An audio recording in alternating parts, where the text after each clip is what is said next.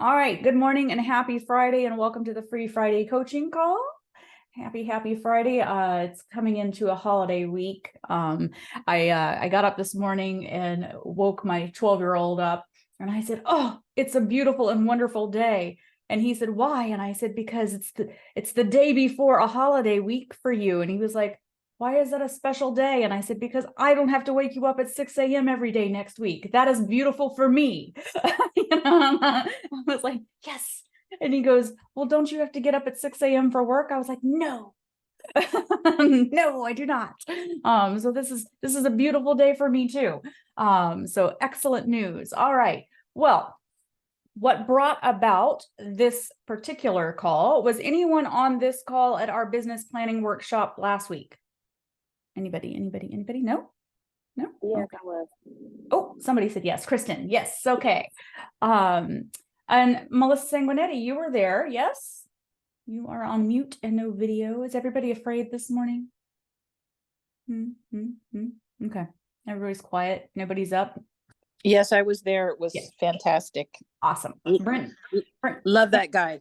I Just know. like Rick. Yes, he is a lot like Rick. Brent Gove held it in Rick's honor last week for us, and he's always super high energy. Although he kept giving me just a little bit of a heart attack because Brent had hurt his back very recently, and Brent likes to climb on chairs. And he kept walking up to the chair and like almost stepping on it, and I was like, "Do not do it." Do it. There will be no emergency room visits today. We'll not be standing on chairs today. He always brings the energy. He always brings so much love and support and guidance to everything that he does. So he definitely honored Rick in that day.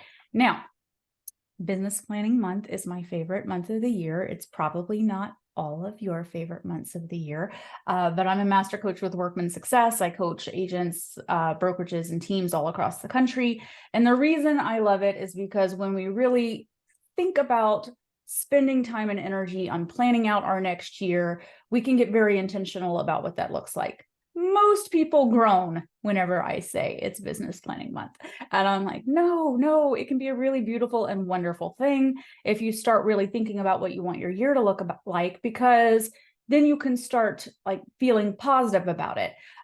Sometimes people look at their last year and it may be for you that it didn't go the way you wanted it to, right? And that's okay. This was kind of a very interesting year for a lot of people. Even for the Rick Jiha team, it was a very interesting year for us. We sort of stepped back. We weren't spending as much time on production. We were spending a little bit more time on agent attraction, and that was okay, right? We were kind of reassessing what we wanted things to look like, and it just wasn't what we thought. Now we're going into 2024 again, maybe not looking like what we thought it was going to look like. And now we're going to call it what we would call a build year, right? We are Anthony, Rick's son, has come into the business, and we will be building that up for him for his future. So when we business plan, you're really looking at the prior year, you're deciding what you want your next year to look like, and then you're breaking that down into bite-sized pieces that feel like it's something that you can attain. And at Workman, we teach you've got like a target goal, a dream goal, and then you've got like that, like that's like, I mean, it looks like terrifying, but you put it in there on purpose, like so that if you can really, really like that is like, holy crap, if I could do all the most amazing things, that's going to be that goal. So the reason that today came up was there is a page that can sometimes be very confusing, and it's the net income worksheet. And we sort of zipped through it because we were running out of time. That kind of last little bit of the day. And people were like, "Oh, I don't really know what this worksheet means." And it's, in my opinion, probably the most important worksheet. And it's where not only are you setting kind of how much money you want to make for the year, but that's very nebulous, right? Like, oh yeah, okay, I want to make 200,000 net. If you're not breaking it down and saying, what does it take to make that? Then it's almost impossible to like really set the goal.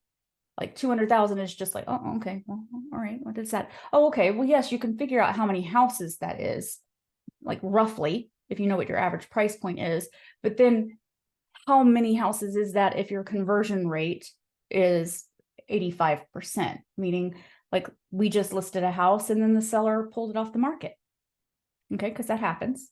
They're feeling a little disappointed that the market's a little bit slow and they weren't selling it. And they were like, you know what, I'm going to take it off. Okay, well, now our conversion rate just went down.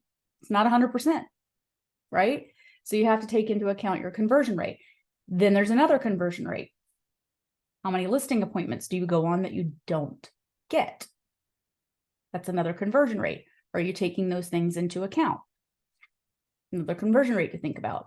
You have to start breaking these things down. Now, I'm going to share my screen with you because this is what was actually in the worksheet and in the workbook. Can you see it? I'm going to make sure it's up there. Okay, so there is all of these cute little division and equal signs. Oh, somebody's saying they can't get into the call. Hang on, I'm letting everybody in. Let me see if I can share that with somebody. 1 second.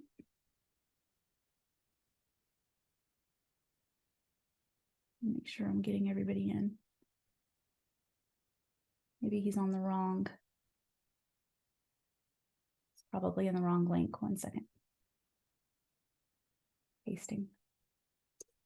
It's me in the background. Okay.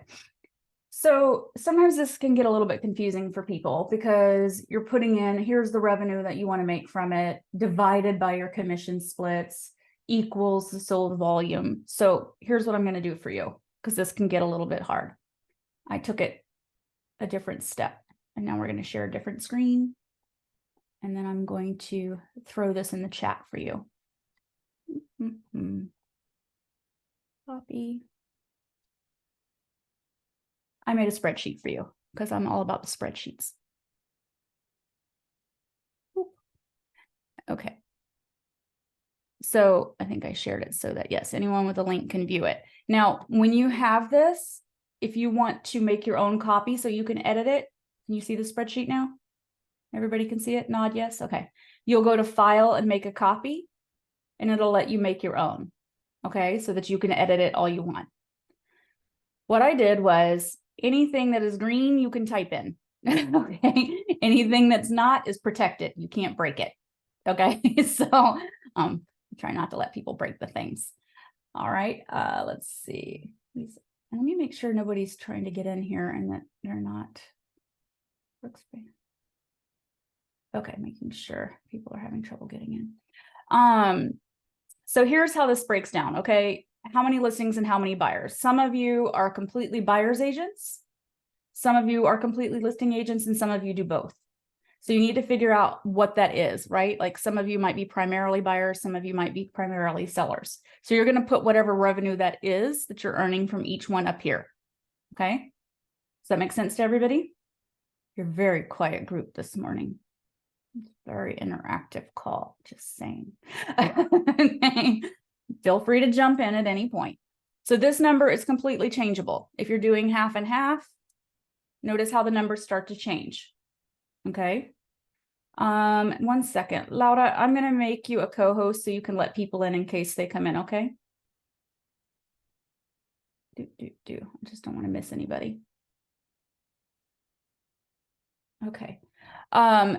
Change your commission if you are in a part of the company, part of the country that it's different, right? I have some folks in South Carolina that their commission's 3%. It's going to change based on that, right? So whatever that is for you, it's going to change. It's going to, whatever that commission structure is, if you're only earning 2%. And by the way, you should be tracking your numbers very carefully. Right? I was running some numbers the other day for somebody for their whole year for one of my coaching clients, and sometimes they take only 2% on their listings. Bad. So when I took their average for the whole year, and their average was like 2.2. Okay, so you need to be looking at your actual real numbers for the past year. Pull up what you took. for all of last year and figure out what your real average is. Don't just plug a number in here. You take what you actually did. Okay, take the real numbers. I really want you to look at your last year's numbers to determine what this is. Don't fake it. Take everything you did last year and put it in, right? The real stuff, because that's going to give you real numbers for 2024. Okay, and then it's going to calculate this is what you need to sell in volume in order to equal this gross revenue. Okay, then it's going to tell you, then I want you to put in what your average sell price is. Again, take last year's numbers. If you sold 18 listings last year, make a spreadsheet very quickly of all of last year's 18 listings, put in what you sold it at, what was the commission that you listed it at, and then know what your average actual sale price was on all of those listings so that this is a real number. If it's 812, put that in. Notice how my numbers start changing. Okay. Start getting the real numbers. It's way more important to build your business plan for 2024 off of real numbers. Now, if you're a brand new agent, that's okay.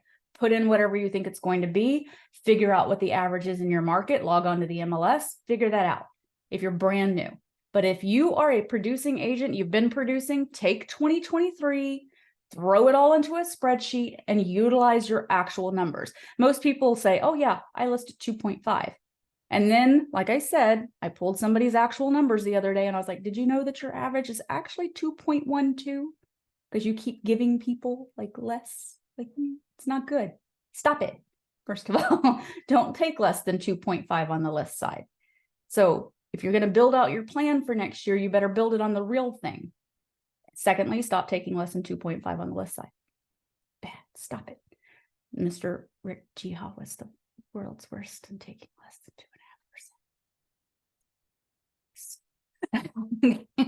like the worst. So take real numbers. Now, again, this is going to equal how many you have to sell. Now look at your conversion rate. This is what we just talked about. People will be like, oh no, I sell everything. Did you really? Just what I just mentioned. We just had a seller take theirs off the market. They withdrew. Okay, our conversion rate's not 100% then. It's not. You really have to look at, did you actually sell every listing you took in 2023? Because then it's no longer 100%. Okay, do the math. If they withdrew it, if it expired, I'm still seeing some folks come in. Hang on a second. Whatever that is, figure out what your actual percentage was for 2023. If it's 90%, great, make the change. Again, it's starting to change your numbers for you. You're starting to get real numbers. Now I need to take 11 listings in order to sell 9.85. Okay, start putting in the real numbers, starts giving you real data. Great. Now, conversion rate. This is something a lot of people do not track. Track every listing appointment. Keep a spreadsheet.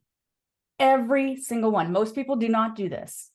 Every appointment you go on, keep a spreadsheet that says, yes, Ray, it's in the chat. Hang on, let me save it again because I think you came in a little bit later. 1 second. Oh, hang on. I think if you came in a little bit later, it doesn't show it in there. And I'll reiterate that when you open this one is protected. You will need to be able to type in it. You will need to do file, make a copy.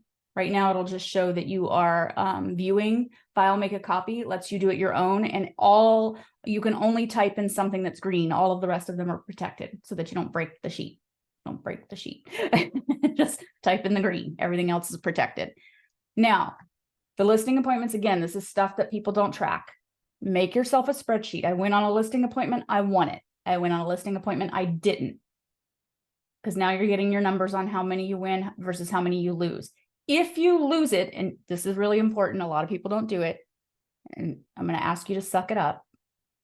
You're going to call them and you're going to ask them why and what you could have done differently. It hurts. It hurts.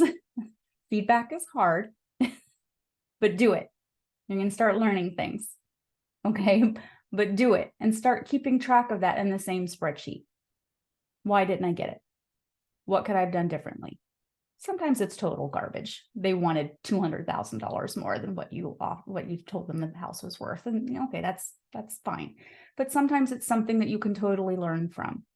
But what it's also going to tell you is your conversion rate. Okay. I went on 15 listing appointments. I only got 10. Again, you start learning. Okay, my conversion rate is 75%. Over time, you'll start learning from what they're telling you as well. And incrementally, you want your conversion rate to get better. Okay, it's something you can work on. So let's say you get to 85%. Yay!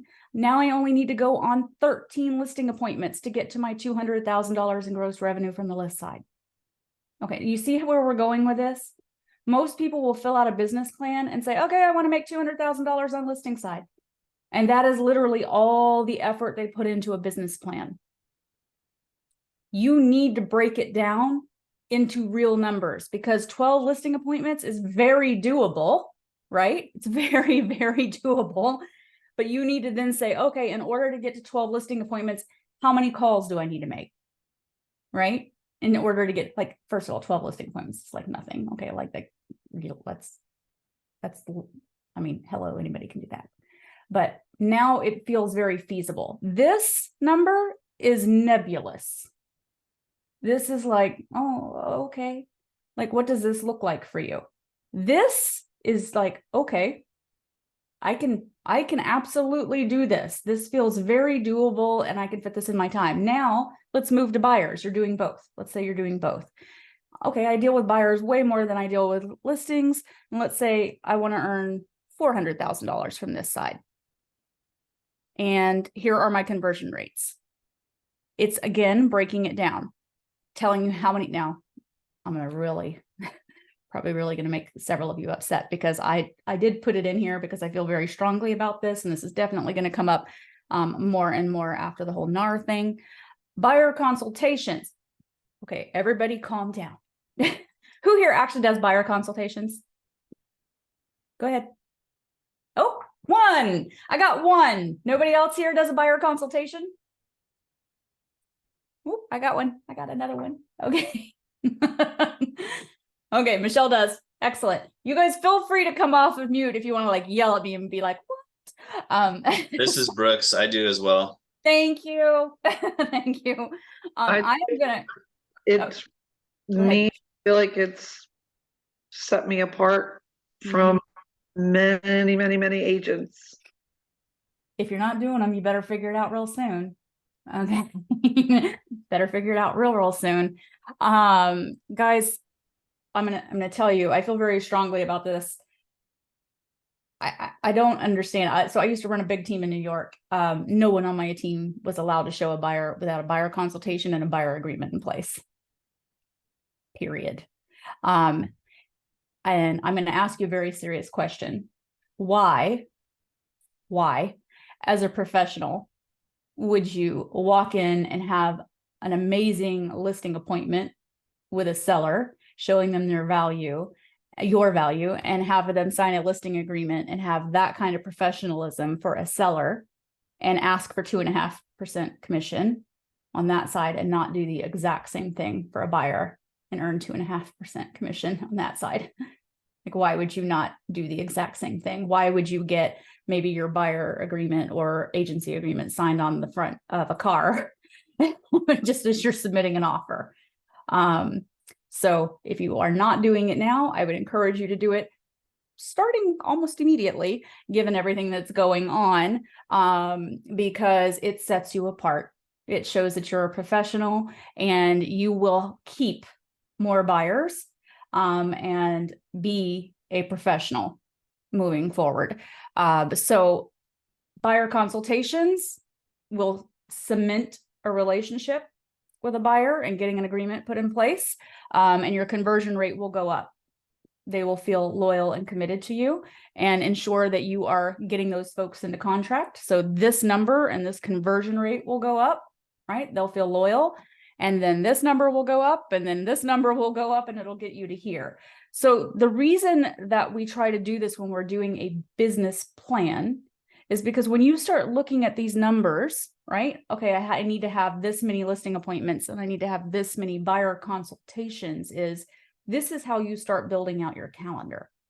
This is how you start getting really strategic about, okay, I can certainly fit in this many appointments, and this will equal how many calls do I need to be making, or how many people do I need to be talking to, right? Versus saying, okay, yeah, I need to make $600,000 before taxes and expenses and, things like that.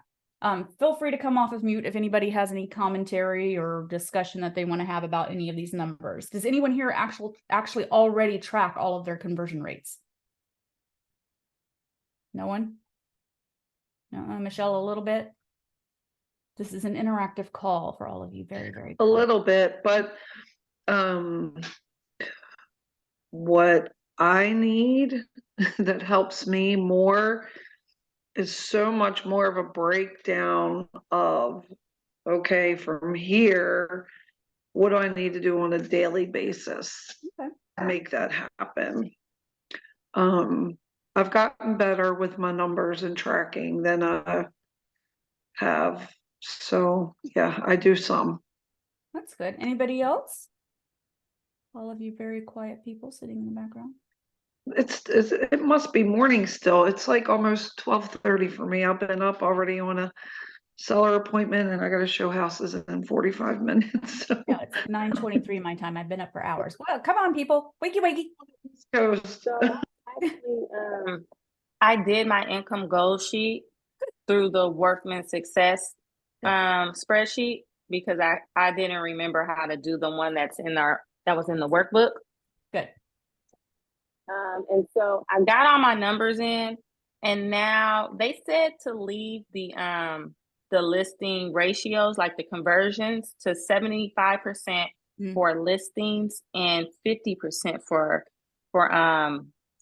if you're working with buyers. And is that still accurate numbers for this?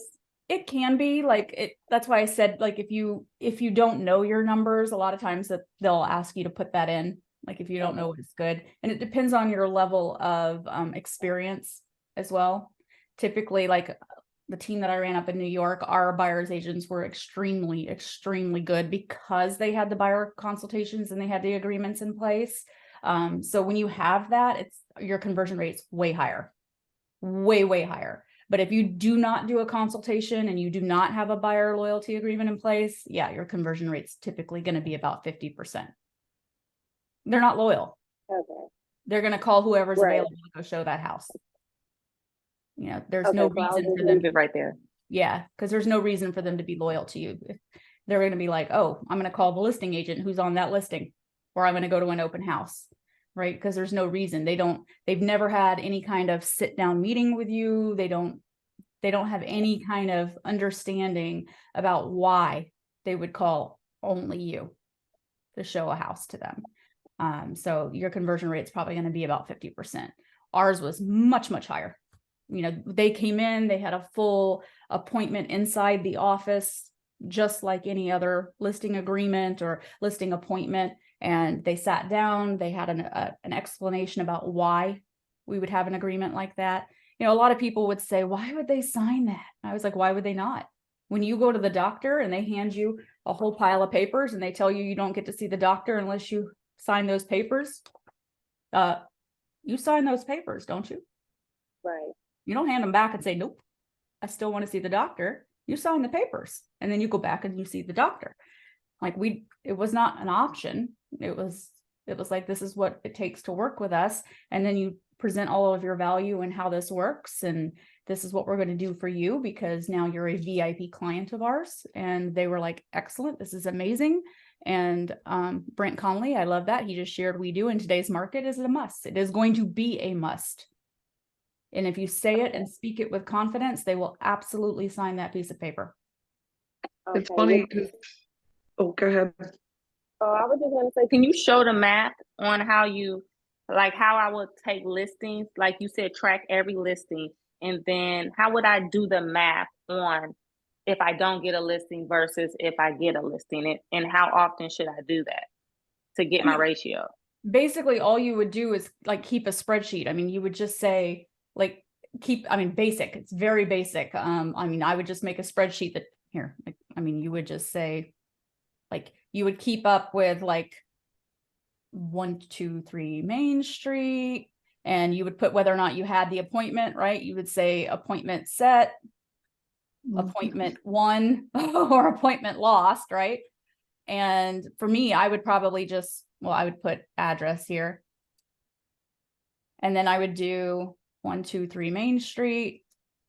And then I would say yes, and then 1 or 0 or whatever. And then you would just start tracking your ratios, right? So that you could count them. And then it'd be very easy to just do like a calculation on it.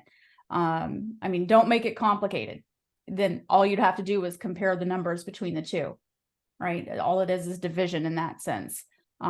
So just like track everything. Like I'm a numbers girl. I mean, I have a spreadsheet that I've been using for years and years. It was built by a gentleman who used to work for Keller Williams years ago, and then he built it for them, and then he took it and he offered it to everybody. It's called Commitment to Excellence, CTE. And his name is Calvin Bergen, and he built like the mother of all spreadsheets. And it's like my favorite thing on the planet because I just love numbers. And it tracks quite literally everything you could ever want to track.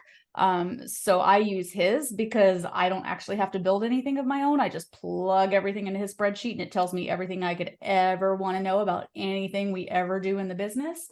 So that's just CTE. Hang on. It's gonna look it up for me. CTE. That's my login, but I'm trying to remember what his is called. It's called Commitment to Excellence if you look it up. But it's incredible. So if you want to track everything, and I think it's like $39 a month to use it, it tracks everything from your listing appointments to your conversion rates to whenever you close anything out. It's going to tell every ratio, everything you've ever wanted to do or know about your business. Everything. If you wanted to track, Michelle, like you said, your calls, your conversion rate on your calls, like every single piece of everything that you do in real estate, it's in there. It's like everything. There are like 100 tabs at the bottom, and I probably use like 6. Because if you run a team, it's really good for that as well, because you could do it by team or you can do it by agent, either way. So feel free to go look that up and utilize that if you want. It's the numbers tell you something, guys. Like a lot of people who I coach, they're like, oh, why do you have to track everything? And I'm like, your numbers will tell you a story about your business, right? It's going to tell you what you can work on. It can tell you what you need to learn from. That's why I said, like, when you are doing your business plan, you should be looking at your 2023 numbers in order to build your 2024. So take everything from 2023, as much as you can figure out, like whatever your commission rate was, whatever your list price to sale price ratio. Very important for you. Very important for you to start figuring out, did I list it appropriately? Was I off? Whatever that was. So you can start learning about whether or not you kind of maybe didn't price it appropriately. Like, and obviously this year was a little bit tough. But all of those things start to help you build out 2024 better based on what you did the prior year. Okay. So like I said, most people just immediately assume, no, my average list price, my commission is 2.5%. But then whenever they go back and they look and they took the prior year and then they look at their average, like, oh, several times I offered lower. It wasn't 2.5%. I'll be like, might want to watch that. Might want to go back and take a little peek at what you did last year and realize that, and be aware of what you did, right? And even on the buy side, people will say, oh no, it offers out 2.5%. Now I'm really going to rock your world coming into the buyer loyalty agreement. In New York, average buy side was 2.5%, typically offered out on MLS, right? Our buyer loyalty agreement said that no matter what, we would get 2.5%. The buyer would pay it, even if the MLS, the listing agent, was offering out less. That we had several agents in our MLS that would only offer out 2. Or if it was a foreclosure, the bank was only offering out 1. Our loyalty agreement said that if that was the case, our buyer would make up the difference. And they did. They would personally pay at closing the other 0.5% or 1.5%, whatever it was. And that's because that was our professional fee. Brooks, you're asking if we would get pushback? Nope, because it was stated at our buyer consultation. That was our professional fee. And they understood that we were earning that no matter what the case was. And of course, we would show them every house, no matter what the commission was. No matter what the commission was.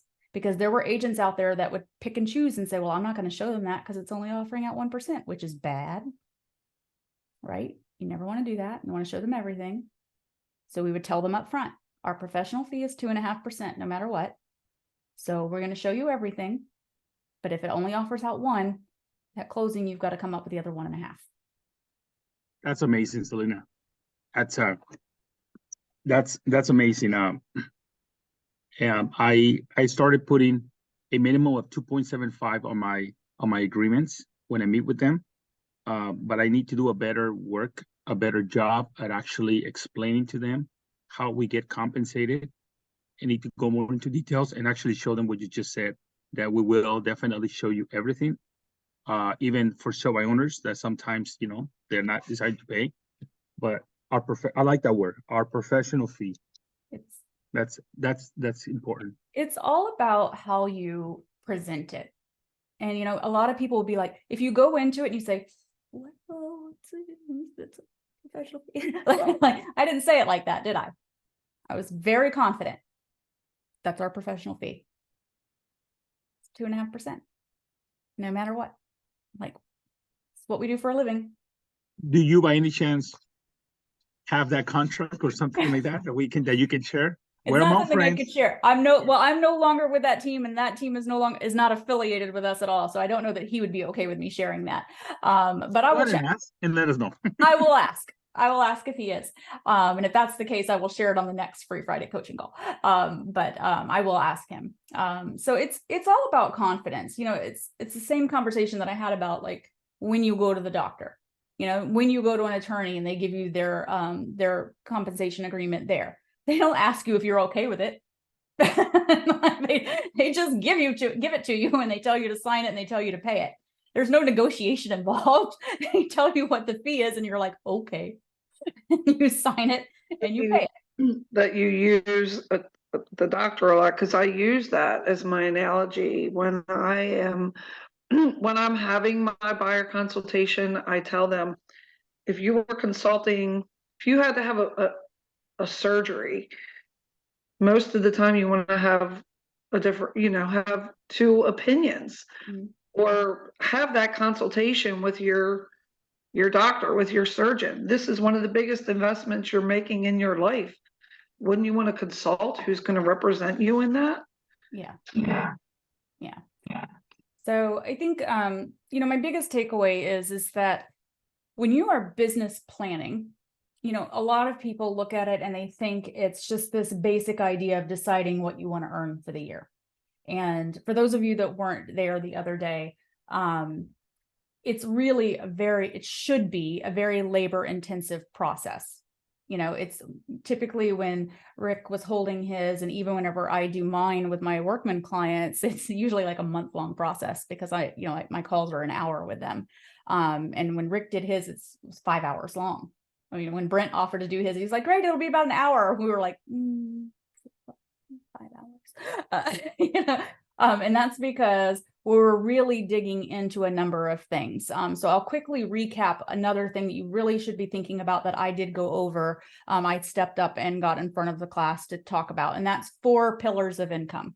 Okay, so that I want you to think about for a second. We talk about 4 pillars of income for a very specific reason. And I'm going to give you a really good example of it. So you should always be thinking about 4 pieces of business bringing in business for you. So you work all 4 pillars as though they're the only thing bringing in business for you. And so some examples are top 50. Those are the top 50 people in your life that you like, that like you back, that you believe if they were having any conversation about real estate in their own life, they would mention your name. Like, these are people you're pouring into every month. You're taking them to lunch, meeting with them, calling them, because those are people that you know, like the average person talks about real estate in a social environment 8 to 12 times a year, guys. 8 to 12 times a year. So if they're having that conversation, those 50 people, you want them saying, oh my God, you should talk to George. That's why you're talking to them regularly. So, because you want them referring you business. So that's top 50. The next one should be, honestly, sphere of influence. That's 250 to 300 people that you would invite to your wedding or funeral. Top 51, sphere of influence is the other, because that's a lot of people. Same sort of circumstance. You want them referring you business. Those are people that you know and love, right? The next one can be open houses. It can be past clients. It can be like anything like that. Some people do door knocking. Same thing on the other, right? It can be that your social media. I don't care what those other two are. Like Zillow Flex. It can be whatever those things are.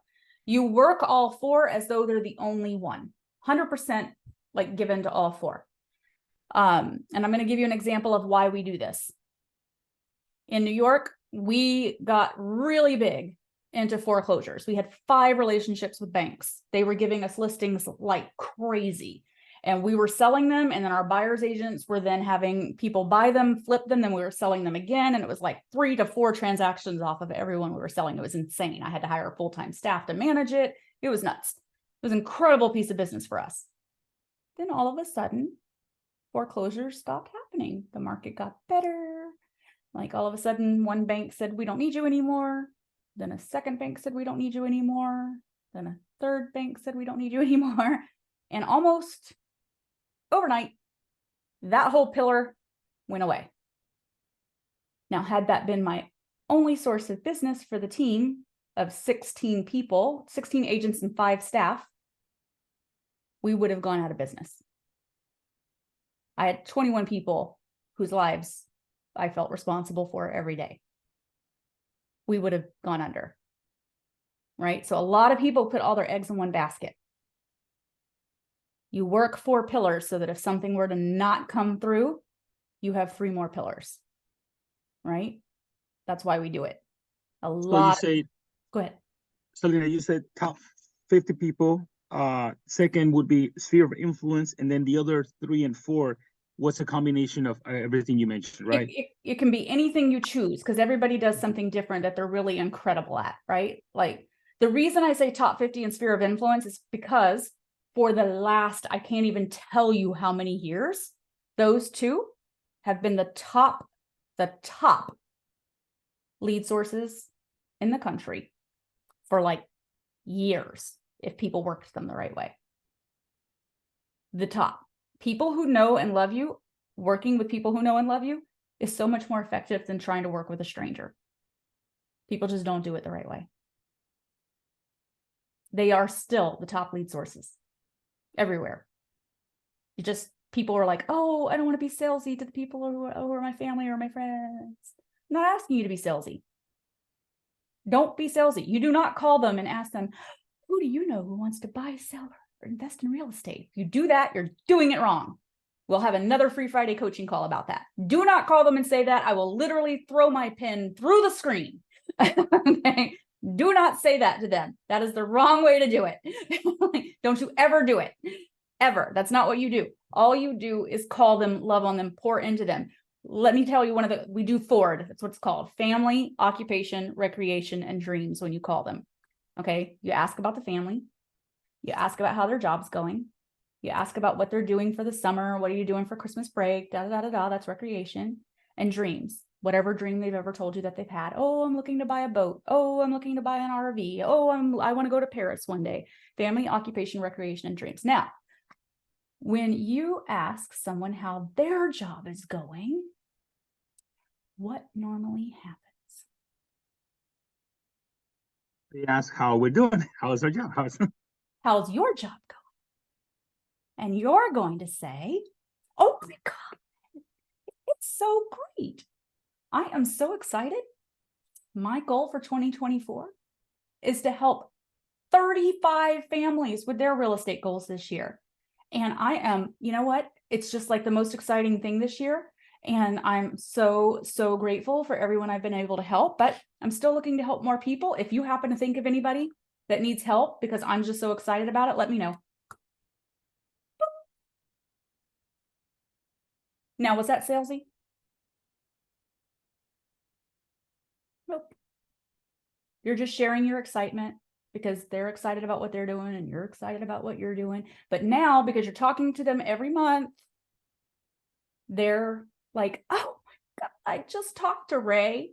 And because they're having a conversation about real estate in their own life 8 to 12 times in some sort of social environment, a football game for their kids, baseball, soccer, PTA meeting, whatever it is. The second that someone says real estate, that little reticular thing that's going on, they're like, oh my God, you just said real estate. You said you wanted to list a house or buy a house. I just talked to my friend Ray and he's in real estate. I bet he knows somebody. That's what's going to happen. So that's why top 50 and sphere of influence are so important. Okay, so that's why we work 4 pillars. Those 2 are so important and people don't do it because they think, I don't want to be salesy to my friends and family. Okay, it's very easy to do. So if you work those 2, the rest is just like, okay, yeah, I love open houses. I'm going to do open houses. Yay. Or I love to door knock, or I work my past clients, whatever that is. But business planning has to be about intentionality. Don't just put in that booklet like, oh yeah, I want to sell 200, I want to earn $200,000 next year. Like really get super intentional about what it looks like for next year. Okay. Most people just put a number down. And I'm like, I want you to think about it. I want you to put it into the spreadsheet. I want you to figure out how many appointments it is. And then I want you to figure out where those appointments are coming from. And it needs to come from 4 pillars. And if you're looking at it and saying, I have 4 pillars, now I really want you to, now you're going to like, try to get that many appointments from all 4 pillars. Kathy, you have a question? Or Kath, I don't want to say it wrong. Oh, you're muted. Unmute. Christian. Oh, that's what I thought. Sorry. So the question I have regarding, the 50, does it take time to figure out who those 50 best are? I mean, I guess, for example, you could have somebody that you really like a friend of the family or whatever, but it just doesn't feel like the right fit for that. Perhaps they're an attorney that can do their own real estate deals or whatever. And maybe we're not asking for their real estate commitment versus who do you know that's thinking about buying or selling in the next, 6 months. But I guess, because I've heard that in many different sales situations, no matter what you're selling, take your top 50. But it's not always felt comfortable for me. And I do like what you said earlier, you need to learn how to approach this. But does it take a little while to figure out your top 50? I mean, and I say a little while, like it could take a year almost to really find those real people. It can. Okay. So my suggestion would be, and by the way, they don't stay on it unless they give you a referral. So you have to reassess the 50 every year. So it's like you're cut. So every year you're cutting people. Yes. So my suggestion is to create the 50 if you think they're the 50. And you're kind of, because you're in it, and I'm going to share something with you guys in just a second. We'll do that in a minute. Create who you think it is. And then as you're doing it, if it doesn't feel like it's genuine, if you don't feel like they're the right fit, then you're going to be replacing them. Right. And sometimes it's really not. And like, sometimes I'll coach someone and they'll only have 20 in the beginning. And then what happens is when they close a new transaction and they really had a good relationship with that buyer or seller, that person goes on the top 50. That past client rolls onto the top 50 because they had such a great relationship, or they meet a new vendor who feels like this is a great referral opportunity or a great relationship, or they meet someone new in their life. And so they may only start with 10. They may only start with 20. Don't get hung up on the 50 in the beginning. Get focused more on the people and then be like, what I'm going to do instead is just turn my mind on to, I'm going to continue to meet people that I will be always thinking, do they qualify as a top 50? Would they meet my requirements to be a top 50 from here? So don't get hung up on the 50 initially, but then start thinking through every person I meet. Does it feel like they would meet that requirement? Right? Does that make sense? And then again, reassess every year. Like there are some people who work their top 50 and they're very honest about it. And they tell them in order to stay a top 50, the requirement is that you refer me a piece of business every year. And like that is the requirement, because some people actually do pour deeply, deeply in the top 50, meaning there are events and like big events that they invest into those top 50. And they're like very, very VIP situations where they're like, hey, I'm going to pour into you. And by the way, it's reciprocal. Like they have top 50 that are, like you said, attorneys and vendors. And so it's reciprocal referrals. Like I'm going to refer you business, you're going to refer me business. Anybody here a member of BNI network at all? Okay, so if you're not familiar with what BNI is, Michelle, are you BNI? I think you're BNI, Michelle Russell. I'm trying to remember. I don't think so. No, okay. So BNI network it's fairly popular. It's all over the country. If you don't know what it is, I encourage you to look it up and find out if you can join one in your area. We were in New York in the Westchester area. Basically, the way BNI works is only one person from each industry can join that network in those particular towns. And it is a very, very tight-knit referral group. So there can only be one realtor, there can only be one attorney, there can only be one plumber, one painter, one whatever. They meet every week and it is direct referrals. And they meet every week and they talk about like ours was, we would tell them about new listings. We would tell them about anything that was coming up. And then painters would talk about whatever they had. And it was one of our biggest referral sources for our business as realtors. So it was huge for us. And so it almost was like a top 50 for us, except for we had about 75 people in our BNI network. And it was very like huge. And so our real estate attorney in New York was the attorney that we used on all of our deals. Our landscaper was the guy we referred to all of our clients. Like it was very, very direct. So think of your top 50 as being the same. If you have very good relationships with vendors, you could work your top 50 that way. Very similar situation. So before we start wrapping up, I want to share something with you guys to make sure you know you have access to this as part of the free Friday coaching call. So our website that we have, I am on the wrong page. 1 second. Sharing. That's what happens when you have entirely too many pages open. Okay, so our website is empirebuilderspro.com. You all can access this. It's completely open to everybody. But one of the pages that you can go to is resources. And you can go to resource library. And it opens up our Google Drive. And then I have one specifically for free Friday coaching calls, right? Can you see this, guys, here? Yeah. So when you go here, basically what it's going to open up for you, I already have it open, are all of the things we've ever shared on free Friday coaching calls. Like today, I added in the net income sheet that you guys saw, right? So that's here. But the reason I'm bringing this up is there is the top 50. Hang on, where did it go? Just had it.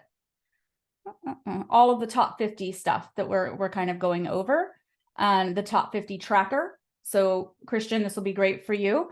You can go in, there are example trackers. This is where if you want to start adding people in, basically you would open it, do file, make a copy. It allows you to start using it. This is all Workman tools that they offer for free.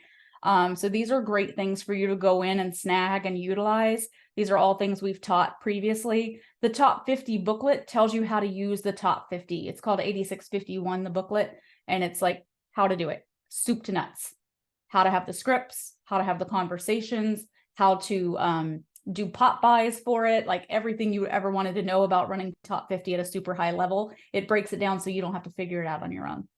All of that's in here for you. So there's a lot of these things that we have done in the past, but those are all in here.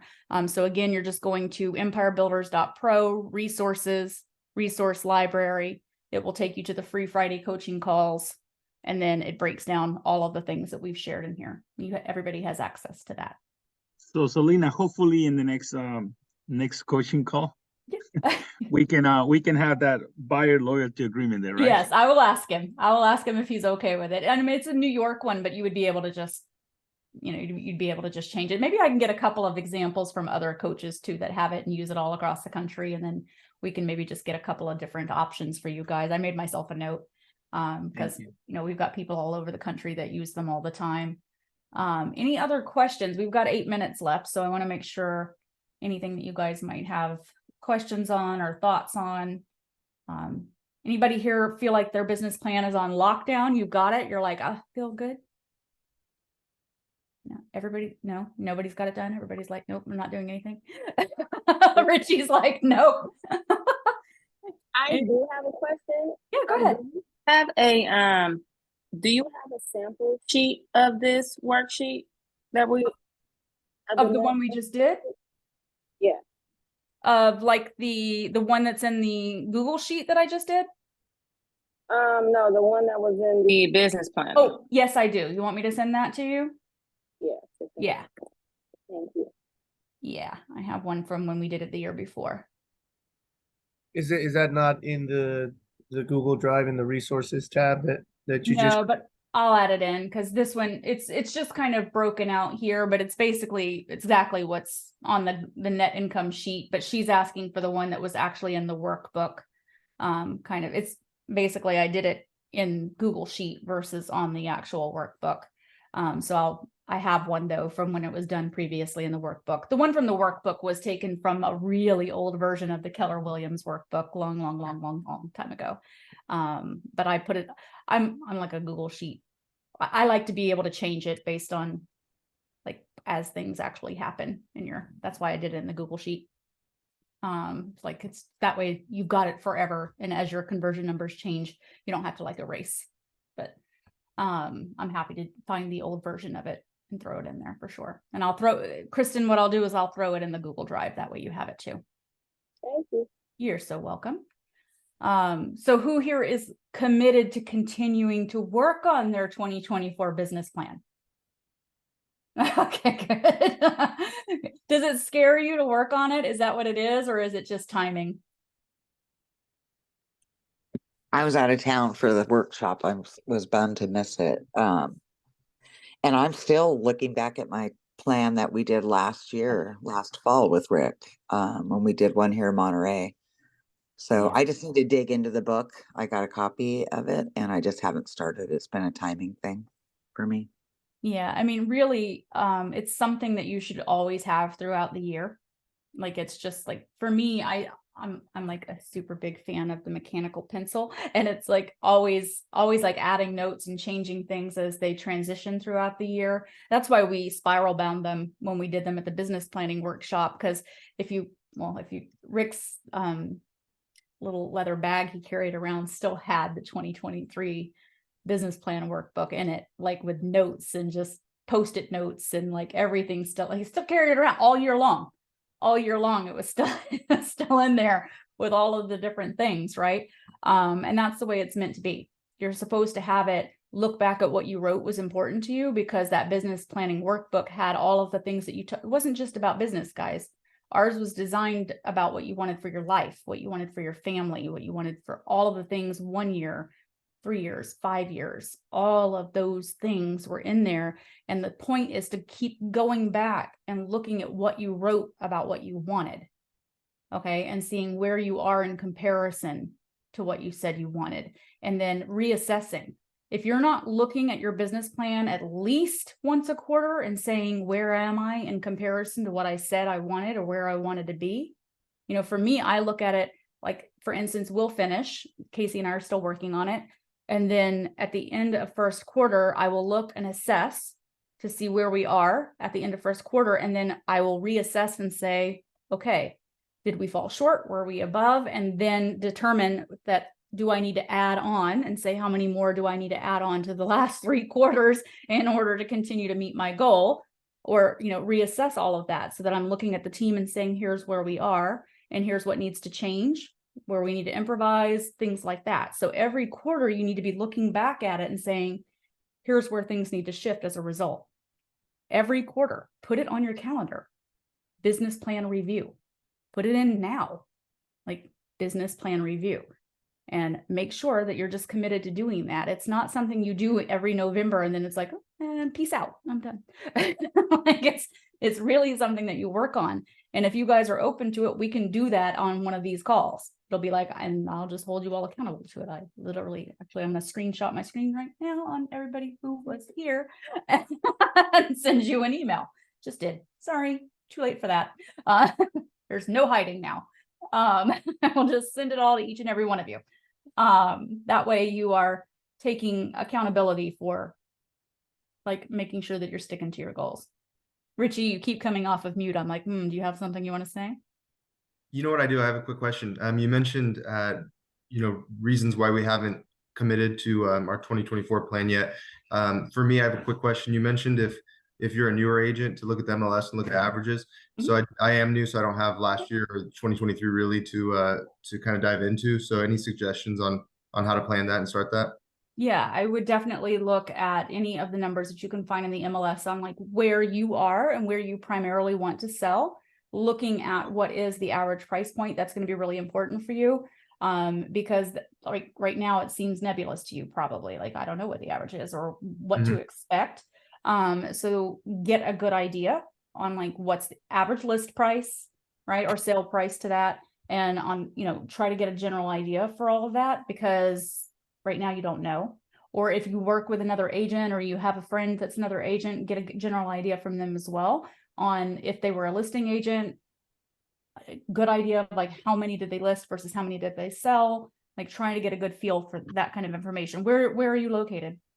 I live in Livermore. Our team's located in Castro Valley, so very Okay. close to the San Ramon workshop. Okay, good. And I can help you with some of that too, because that's where we are. Are you primarily planning to list or buy or both? I wasn't sure. I've been more on the buyer side, just trying to learn that. But I've got my first listing appointment tomorrow, so kind of excited about that, and definitely want to focus on that. Yeah, congratulations. That's exciting. Congrats, man. That's cool.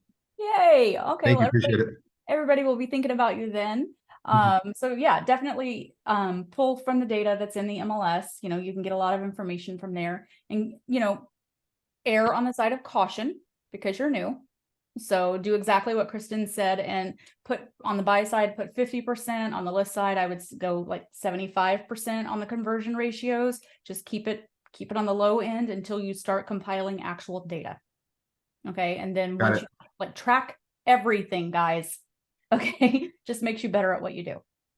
Just makes you better. Appreciate that. Thank you. Okay. All right, guys. Well, I'm going to wrap up. Thank you so much. I see somebody said they want to take Activate. For anybody who doesn't know what Activate is, I'm teaching a class at the end of the month. It's 2 days of learning by a fire hose, but it's pretty amazing. I am going to very quickly throw that in the chat. It is great for either newer agents or anybody who just wants to get back into the game. Basically, I'm teaching absolutely everything. It is business planning again, but kind of very, very fast. Hang on one second. Let me throw it in here. And we go over everything from planning out what you should be doing every day as an agent. If you're struggling with like, how do I structure my day? I'd give a Canva version of the listing presentation, buyer presentation, how to track your leads, how to track your transactions, scripts for today's market, like everything. I go over how to hold an incredible open house, all of that. So I'm teaching that on November 28th and 29th. It's from 9 to 3 o'clock both days. I had 100 students in the last class. I had people who had not closed a transaction in over a year all of a sudden start putting stuff into contract. It does require 30 days of accountability. Okay, so that means for 30 days, you have to submit your daily success habits, which means you have to do those every day. And you have to be on huddles with me 3 days a week at 8:30 in the morning for accountability tracking. So if you're interested or you have anybody on your team or anybody, it is company agnostic. You do not have to be with any particular company. Feel free to sign up and join me for that. And thanks everybody for today. If anybody has any particular questions or needs any help on business planning, I'm also throwing my email in here very quickly. Feel free to reach out. Thanks a bunch. Anybody have any last things before I Thanks so much for your time. You bet. Guys, have a great week, and I won't see you next week. So happy Thanksgiving. Happy Thanksgiving. Bye. Thanks, Selena. Thank you. Bye, guys. Bye.